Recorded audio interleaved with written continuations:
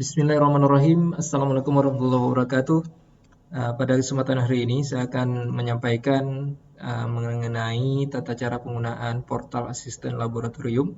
Jadi pada aplikasi portal asisten laboratorium ini, pada saat pertama kali kita buka, itu ada menu asisten untuk login asisten, dan kemudian daftar baru. Ini untuk pendaftaran asisten yang terbaru, di mana input data yang diinput berupa yang pertama sekali nama lengkap, kemudian pemilihan program studi, lalu email aktif, yang mana email aktif ini fungsi nanti akan berfungsi sebagai email untuk login, kemudian nomor WhatsApp, nomor NIK, lalu untuk data keuangan, nomor PWP, kemudian nama bank, dan nomor rekening.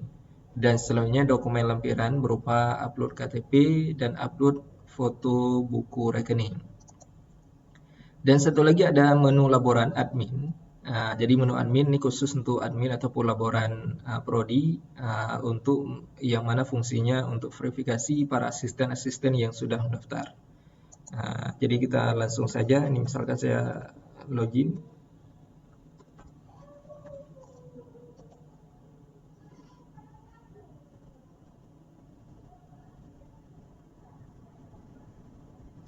Ketika asisten sudah ada yang mendaftar, seperti contoh ini misalkan sudah ada 2 orang asisten yang mendaftar. Ini misalkan Abizar dengan Amiruddin. Ini akan langsung muncul keterangan bahwa kedua-duanya merupakan asisten yang aktif. Ini nol menunggu verifikasi, maksudnya tidak ada lagi asisten yang sedang mendaftar. Dan 1 bank terdaftar, ini maksudnya untuk akun bank. Misalkan tadi karena diisi hanya BSI, maka yang nampak di sini hanya 1 bank yang terdaftar. Dan jika ada asisten yang baru mendaftar, nanti kita akan melihat pada bagian menu verifikasi asisten.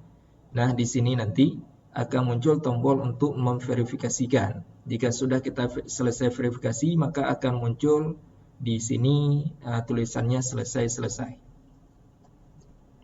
Dan kemudian ada menu rekap data asisten. Jadi untuk menu rekap data asisten, kalau kita klik semua prodi, maka semua prodi akan terlihat baik arsitektur maupun biologi. Tapi kalau kita pilih berdasarkan arsitektur saja, nanti akan terlihat cuma arsitektur saja.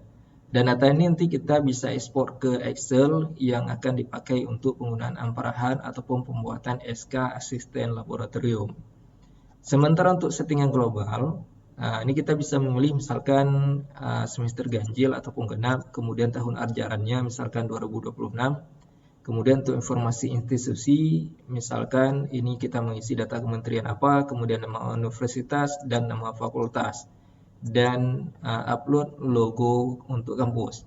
Yang mana informasi institusi ini nantinya akan berguna untuk bagian kop pada surat ataupun absensi dan jurnal. Dan selanjutnya kita mengisi data pimpinan dan laporan. Ini kita isi di bagian ini, ketua lab, kemudian di sini nama laporan, arsitektur, biologi, teknik lingkungan, kimia, teknologi informasi, dan teknik fisika. Dan terakhir, jika sudah aktif semuanya, kita tekan tombol simpan. Jika sudah selesai, kita keluar. Nah, ini kita coba misalkan login sebagai seorang asisten yang sudah terdaftar.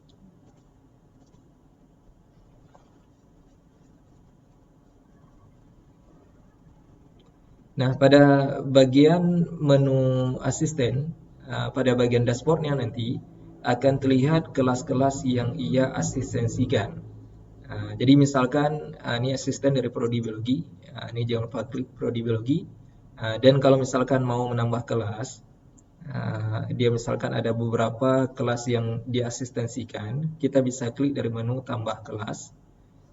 Dan kemudian di sini kita beri nama misalkan biologi 2 unit 2, misalkan ini pertemuannya 8 kali, nama lengkap misalkan Nikartika. Oke, kalau sudah simpan kelas. Oke. Nah, berikutnya kita ke bagian data mahasiswa. Di bagian data mahasiswa, kita bisa melakukan upload dengan menggunakan template Excel. Kita bisa download template terlebih dahulu, kemudian baru kita import datanya.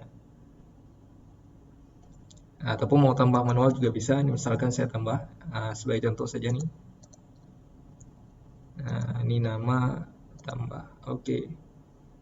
Nah, berikutnya, kalau sudah ada nama mahasiswa di sini, kita bisa klik ke bagian absensi kelas.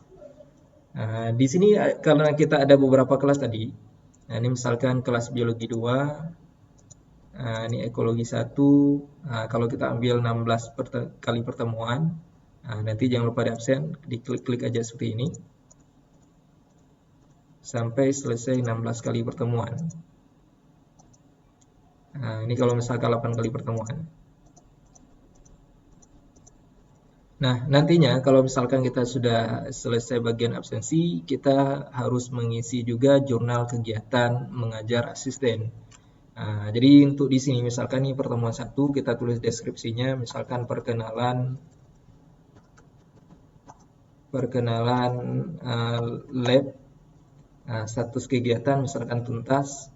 Oke, ini diisi sampai 8 kali pertemuan semuanya. Nah, kalau udah selesai semua nanti di akhir semester kita bisa cetak laporan. Jadi preview laporannya nanti akan seperti ini. Jadi asisten bisa langsung klik unduh PDF. Di sini untuk preview absensi ini sudah terlihat ada daftar hadir, mata kuliah biologi 2, unitnya, program studi, semester ganjil, tahun ajaran. Ini absen. Kemudian dosen pengampu, nama laporannya, dan nama asisten. Sementara untuk tanda tangan, karena kita menggenerate dengan komputer, maka langsung digantikan dengan QR code. Dan bisa juga disimpan ke drive admin. Nanti kalau diklik ini, nantinya seluruh laporan ini akan masuk ke dalam Google Drive admin ataupun laporan. Sementara untuk jurnal, previewnya seperti ini.